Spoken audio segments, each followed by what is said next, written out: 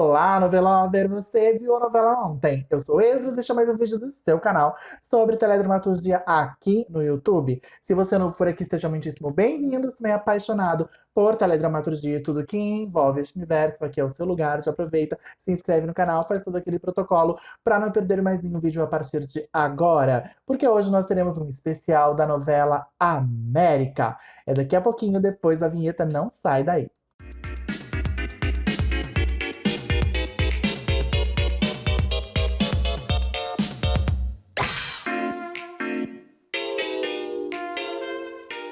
A América foi uma novela exibida pela Rede Globo às 8 da noite, que estreou no dia 14 de março de 2005, com um total de 203 capítulos. Ela foi escrita por Glória Pérez, com direção geral de Jaime Monjardim e Marcos Chetman. E hoje a novela completa exatos 17 anos de sua estreia. E para garantir que a América fosse aquele clássico novelão de Glória Pérez, a autora contou a história de Sol, vivida por Débora Seco, já adulta, mas que quando criança era uma menina de família humilde, mas cresceu determinada, de bom caráter, morando em Vila Isabel, bairro da Zona Norte do Rio de Janeiro.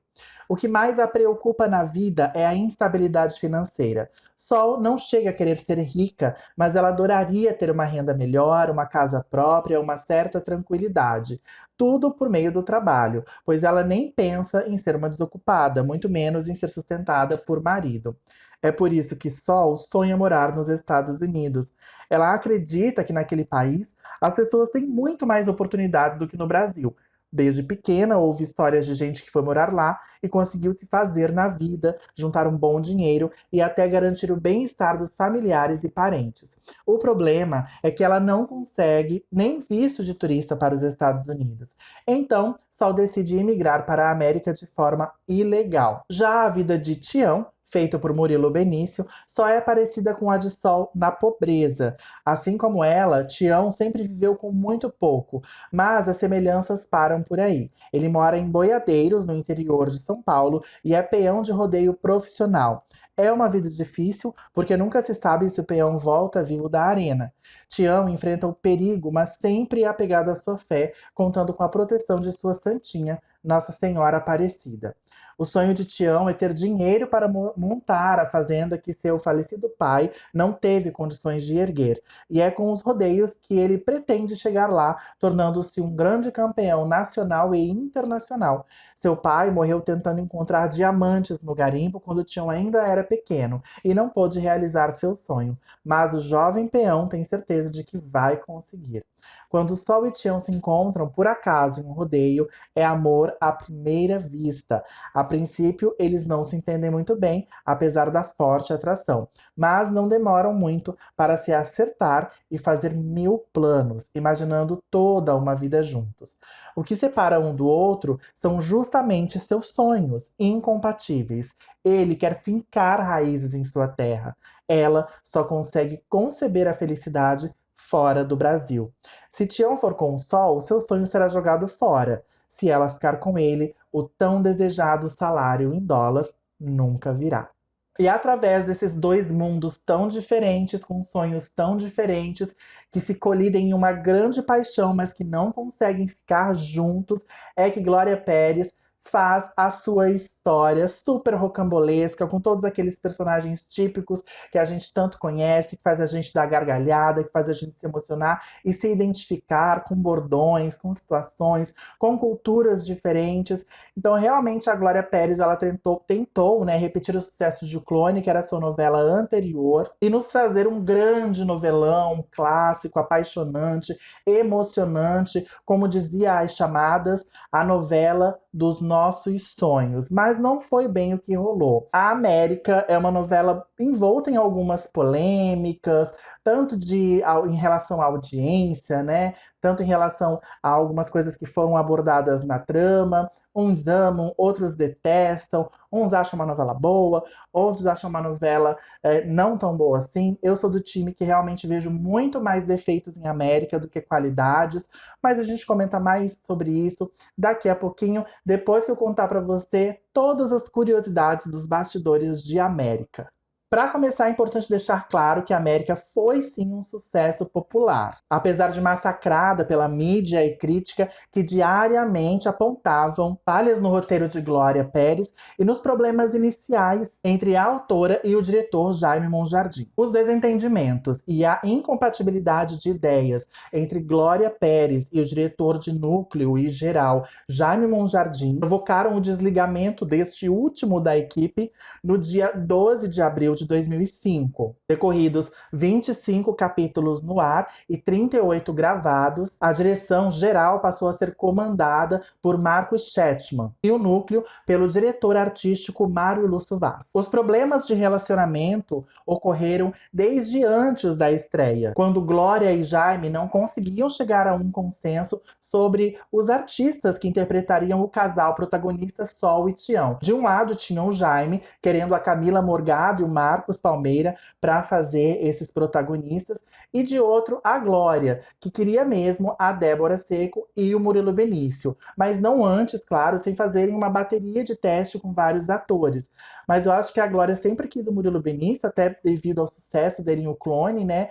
Mas na questão da mocinha, houve muitos testes com muitas grandes atrizes, entre elas a própria Cláudia Abreu, que tinha feito uma mocinha super emblemática da Glória Pérez muitos anos antes, né? Acho que 18 anos antes, lá em Barriga de Aluguel, 1990, aliás, 15 anos antes, né? E rolou todo um burburinho de que depois da Laura, né, a grande vilã de celebridade, a Cláudia Abreu poderia ser a mocinha da Glória Pérez novamente, mas parece que não rolou um acordo ali com a própria Cacau, acho que ela não aceitou fazer essa mocinha. Eu fiquei triste, porque eu adoraria ver a Cláudia numa nova mocinha da Glória Pérez, mas eu acho que a Sol pedia uma atriz um pouco mais jovem mesmo. A Cláudia já estava com quase 40, eu acho, na época, né? Devia estar com uns 37, 38 anos. E a Débora, ela tava ali com seus 20 e poucos ainda, eu acho que ainda não tinha feito 30. Enfim, não sei se a Débora Seco foi a melhor escolha para Sol, mas quem ganhou aí essa disputa foi a Glória Pérez, depois de já ter feito várias concessões para o Jaime Monjardim, né? Com relação à própria história. Então, a autora, ela escreveu a história dela, e nas conversas com o Jaime, parece que ele sempre queria mudar alguma coisa ou outra, e ela estava ali sempre cedendo. Na hora de escolher os atores principais, a Glória acabou levando a melhor. Mas no final das contas, o casal Sol e Tião não conquistou o público, e ambos ganharam novos pares românticos. Ela se envolveu com o americano Ed, feito pelo Caco Ciocler, e ele caiu nos braços da veterinária Simone, vivida pela Gabriela Duarte. E foram esses pares que ficaram aí juntos até o final da trama e que terminaram juntos, fazendo com que muita gente, né, do público batesse o pé por a Sol e o Tião não acabarem juntos. Eu fui um dos telespectadores que torceu o nariz para esse desfecho. Realmente eu acho que quando um casal começa com aquela grande história de amor, eles podem passar por percalços, por várias situações que são feitas justamente para mostrar como é difícil viver aquele amor, mas aquilo é tão grande, tão forte, que eles acabam se entendendo e conseguindo ficar juntos no final. Eu sou da velha guarda das telenovelas, né, gente? Amo Romance Proibido, que no final tem que dar certo. E quando a Glória Pérez, ela chega e subverte isso, e fica muito claro que é muito mais pela audiência do que pela história em si, não foi uma coisa que ela costurou na história dela que iria acontecer, isso me incomoda bastante. E ela não parou por aí, porque nas suas novelas seguintes ela fez a mesma coisa, mas isso é um assunto para outro papo. Glória Pérez desabafou em depoimento para José Armando Vanucci e Flávio Rico no livro Biografia da Televisão Brasileira, o seguinte, abre aspas. Na escrita, a protagonista Sol era uma mulher forte, cheia de gás, e na tela estava sempre chorando. O ajuste foi necessário para levar ao ar a história como ela estava sendo contada nos capítulos, fecha aspas. Entre as mudanças ocorridas com a saída de Jaime Monjardim, uma das mais significativas ocorreram com a trilha sonora da novela. O diretor musical Marcos Viana, habitual companheiro de trabalho de Jaime Monjardim, foi afastado e as bucólicas trilhas incidentais foram substituídas por músicas mais alegres e populares. A abertura com seu tema musical também mudou.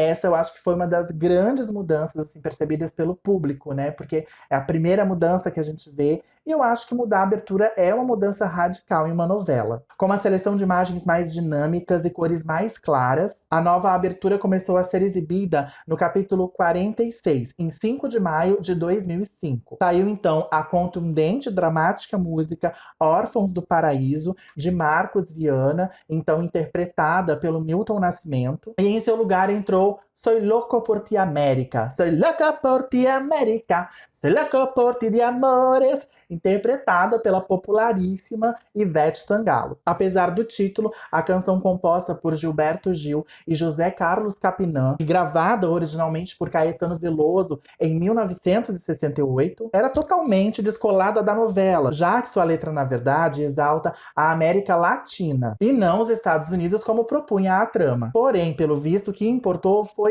o clima alegre da música, justamente interpretada por uma cantora de forte apelo popular. Cleptomania, rodeio, deficiência visual, homossexualidade, experiência quase morte e o sonho de cruzar a fronteira dos Estados Unidos foram alguns dos assuntos abordados pela novela. A autora também investiu em um tema bastante polêmico: o perigo da pedofilia na internet. Na trama, um menino de 8 anos, feito pelo pequeno ator na época, Matheus Costa, que era o filho dos personagens Elo e Neto, vividos pela Simone Spoladori, e o Rodrigo Faro, arranja um amigo virtual de 11 anos, e na verdade é um adulto de 58 anos. Uma trama da novela agitou o país: o questionamento de Júnior Bruno Gagliasso sobre sua sexualidade. Uma revista chegou a resvalar no preconceito com a manchete, abre aspas, Júnior fica curado e se apaixona por Carrie, personagem de Marisol Ribeiro. Criou-se uma grande expectativa acerca do último capítulo da novela, em que finalmente aconteceria o primeiro beijo homossexual masculino em uma telenovela da Globo. Seria entre Júnior e Zeca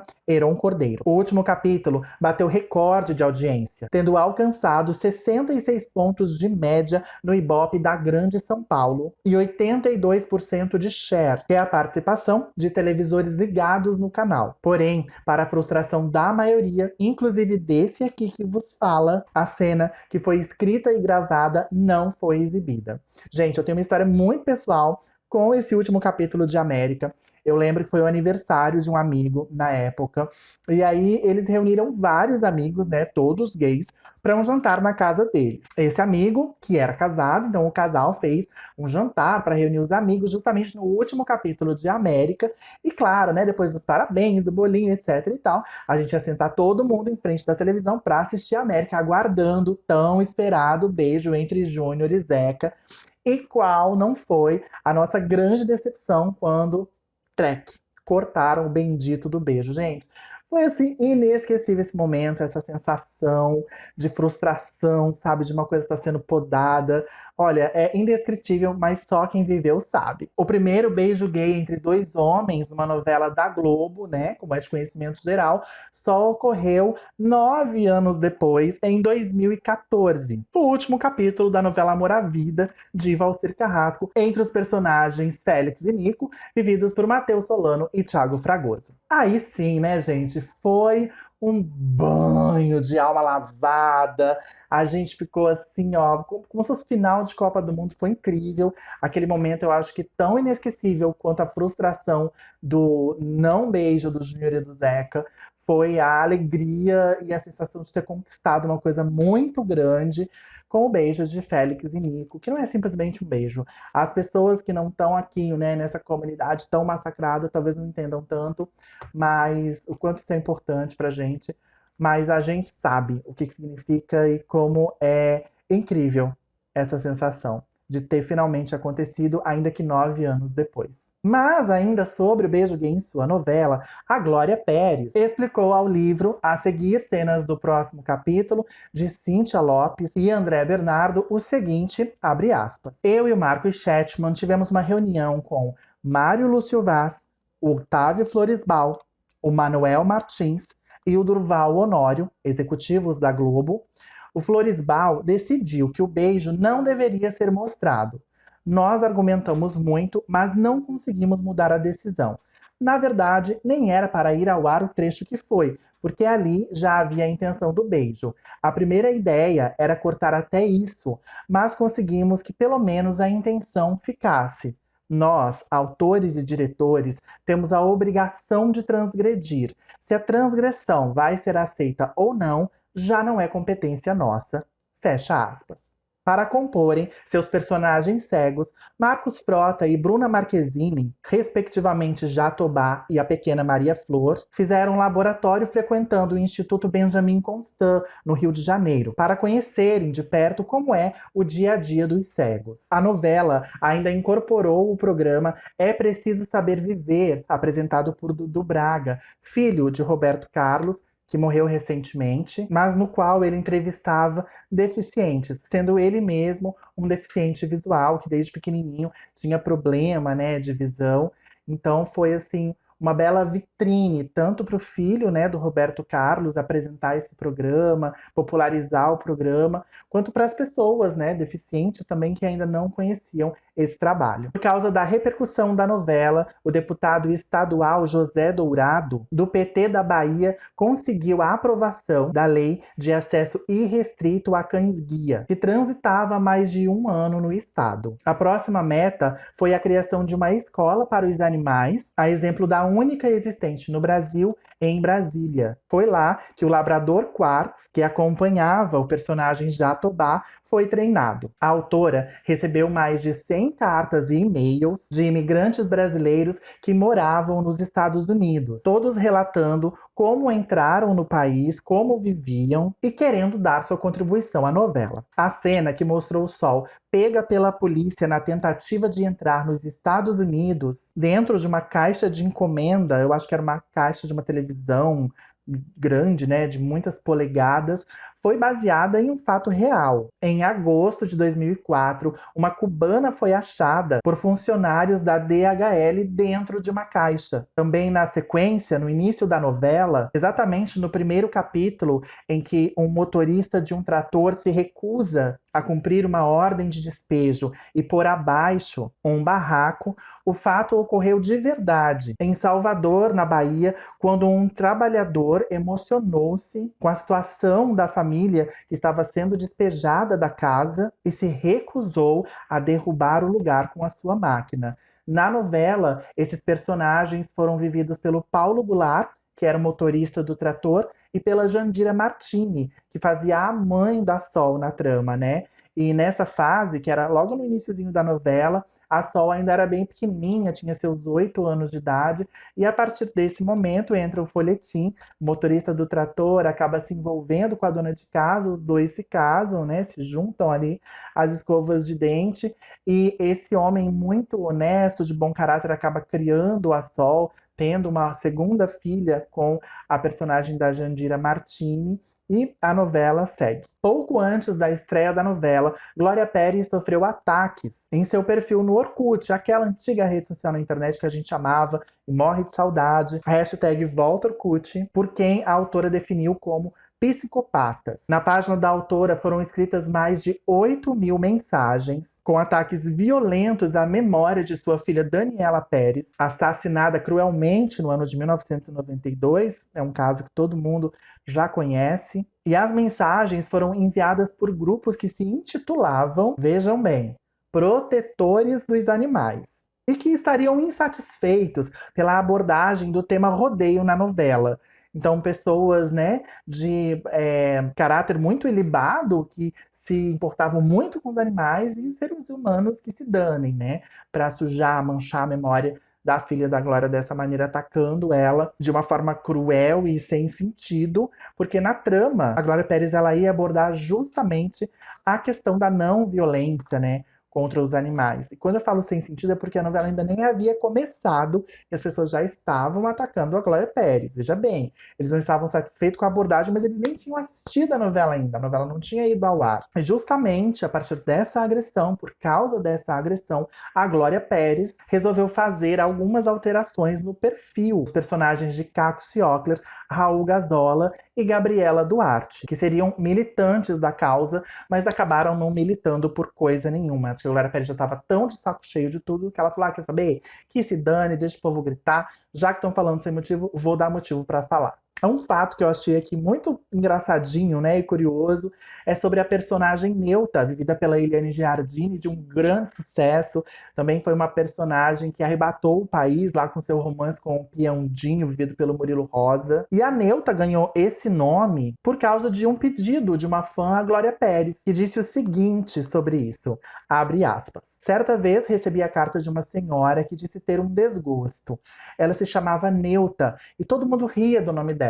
Por isso, ela gostaria muito de ver seu nome numa novela.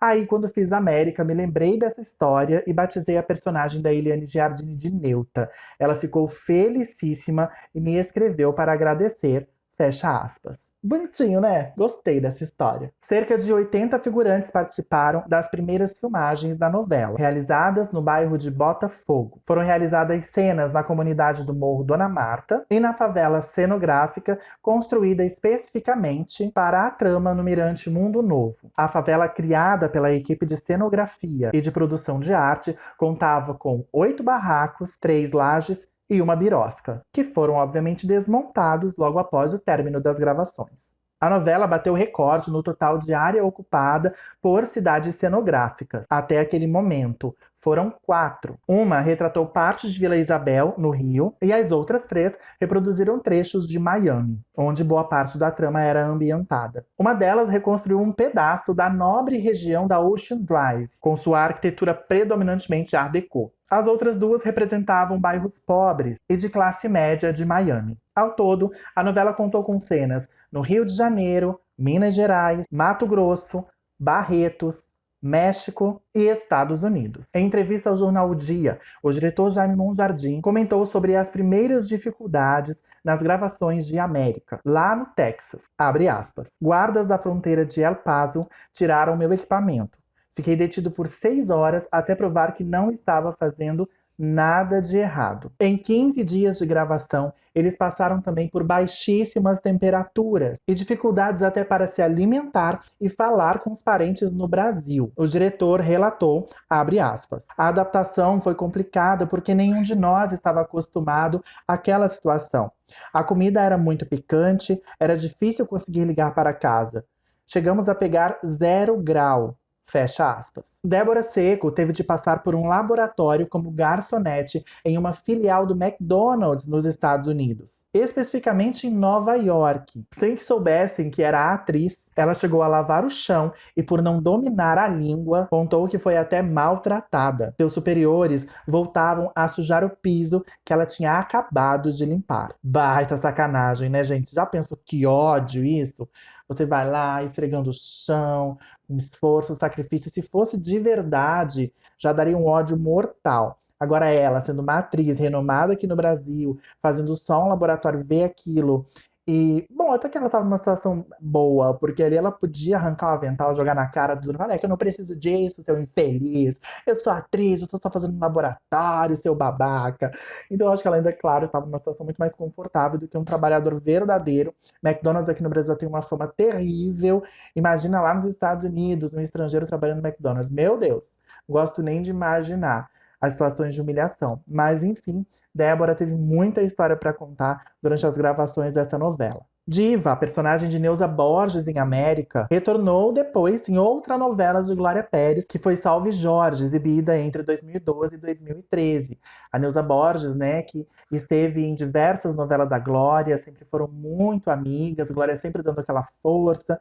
Neuza Borges ia lá no programa da Sônia Abrão, dava uma choradinha que estava sem emprego, Glória Pérez fazia uma novela e chamava ela, até que parece que essa amizade aí deu uma degringolada, e a Neuza Borges perdeu até essa boquinha que ela tinha com a Glória Pérez, porque parece que Dona Neuza Borges também não é fichinha. Nessa novela mesmo, América, ela teve assim um arranca-rabo rocambolesco com o Ailton Graça, que interpretava o Feitosa, né, seu filho na trama. Dizem que os dois não podem nem se ver, pintados de ouro. Se um tiver na calçada, o outro atravessa para outra para não ter que se encontrarem. Parece que o babado é bem forte. Não sei se a Neuza Borges já explicou o motivo disso, mas sei que ela falou assim, passou, né, por cima que teve um atrito com o Ailton Graça, não sei qual foi, tenho curiosidade de saber, né? Meu lado fifi confessa, admite que tem curiosidade sobre o que aconteceu. Mas parece que a dona Neuza Borges, que é uma atriz que eu gosto bastante, é uma pessoa meio complicadinha. Mas, enfim, cada um colhe o que planta, né? Glória Pérez está aí com uma nova novela em vista. Não sei se ela vai estar escalada, Neuza Borges, mas ela já não participou de A Força do Querer. Vamos ver como serão as cenas dos próximos capítulos da vida real para Dona Neuza Borges. A atriz Cacau Melo ganhou um papel na novela após vencer um concurso no programa Caldeirão do Hulk. Quem fazia muito isso lá nos anos 90 era o Faustão, né? Sempre revelando talentos. Revelou atrizes incríveis como Gabriela Duarte, Flávia Alessandra, Nive Stelman, Samara Filippo. Depois o Hulk começou a fazer isso no programa dele. Foram revelados ali o Caio Castro, outros atores que não engrenaram, mas a Cacau Melo, que é uma boa atriz, depois fez várias novelas no SBT, acho que alguma coisa na Record também, até na Globo, além de América, ela fez Caminho das Índias da própria Glória Pérez, é uma atriz que eu gostava muito, sim, e ela entrou como a Rose, né, uma funkeira, para fazer ali uma dobradinha com a Raíssa, vivida pela Mariana Ximenes. Era um núcleo que eu adorava, porque era meio aleatório, assim, né, a Patricinha que virava funkeira, mas foi naquele momento, ali naquele período que eu conheci a Tati Quebra-Barraco, eu também me divertia com as músicas dela, e fez muito sucesso, né? Boladona, boladona, sentada na esquina, esperando tu passar, altas horas da matina. Muito bom. Naquele 2005, gente. Muita coisa legal aconteceu ao som de Tati Quebra-Barraco e outras músicas memoráveis dessa e de outras trilhas sonoras. E América foi a primeira novela das atrizes Cleo Pires, Camila Rodrigues e Cris Viana, e dos atores Ailton Graça e Antônio Carlos Bernardes Santana, ou apenas Mussunzinho. América foi ainda a primeira novela da atriz Camila Morgado, revelada 2 anos antes na minissérie A Casa das Sete Mulheres. A trilha sonora de América foi inicialmente lançada em CD duplo, um costume que já havia acontecendo desde Mulheres Apaixonadas, se não me engano, né? Acho que foi a primeira novela que lançou um CD duplo com muito sucesso, depois veio Celebridade, mas quando chegou em América, parece que não funcionou muito bem. O CD duplo, lançado com a Débora Seco na capa, uma capa muito bonita, aliás, icônica, né? Dela segurando aquele souvenir que ela recebe, que ela ganha logo no primeiro capítulo, da personagem Darlete Salles e leva pra vida. Uma capa muito bonita, onde tinha ali o CD nacional e internacional, mas mais pra frente a Som Livre resolveu separar e criar um CD nacional e outro internacional, um com Bruno Galhaço na capa, o outro com a Juliana Kinucci, para que as vendas fluíssem melhor, já que assim os custos ficariam bem mais baixos dos CDs. Entre os produtos licenciados no rastro do sucesso da novela, foi comercializada a boneca Suzy América. Eu nunca vi essa boneca, gente, não me lembro, mas foi da fabricante Estrela e ela vinha vestida com uma roupa country. América nunca foi reprisada, apesar de todo esse hype, de todo esse sucesso, né, do público, o público adorou assistir, e desses apelos populares que a gente tá vendo hoje em dia muito fortes, as pessoas querem ver América, querem uma reprise. Parece, segundo Eric Bretas, que a novela vai chegar no Globoplay, eu acho que em abril, se eu não me engano. Por isso que eu já resolvi também fazer esse vídeo aqui para começar um esquentinha gostoso para vocês que estão ansiosos, porque eu sei que a América não é tudo isso. Eu acho que foi uma novela, assim, imensa, com um elenco gigantesco, que não deu tão certo quanto o Clone.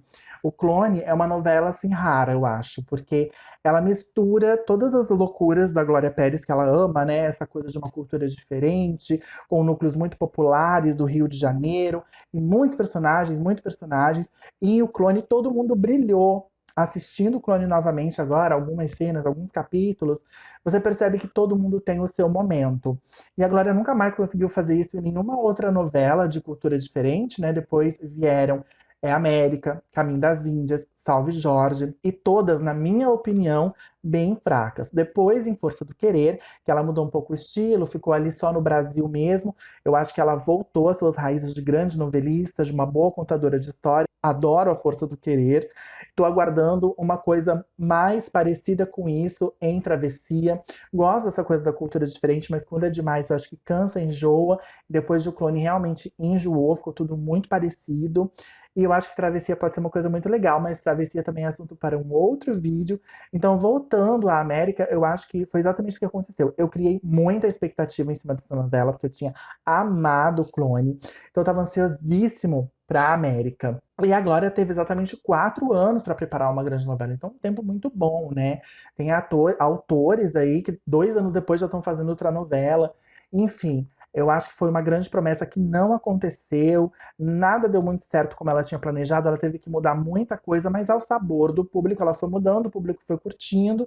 Mas para mim, América realmente é uma grande novela no sentido dela ser mega, né? Grande, literalmente grande, uma novela com 200 e poucos capítulos, com um elenco com mais de 100 atores, mas não é uma grande novela no sentido de uma grande história que te envolve, que te emociona, que te empolga, pelo menos a mim, tô falando por mim.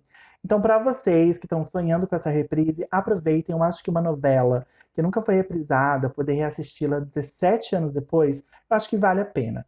Vou confessar que vou espiar alguma coisa de América, sim, mesmo não gostando muito, só por esse prazer nostálgico, né, de ver uma trama tanto tempo depois que nunca foi reprisada. Então é isso, gente. Eu espero que vocês tenham gostado desse vídeo. América, 17 anos de estreia. Se você gostou, já sabe, deixa seu like, compartilha, comenta. Não esquece de se inscrever no canal, que é muito importante.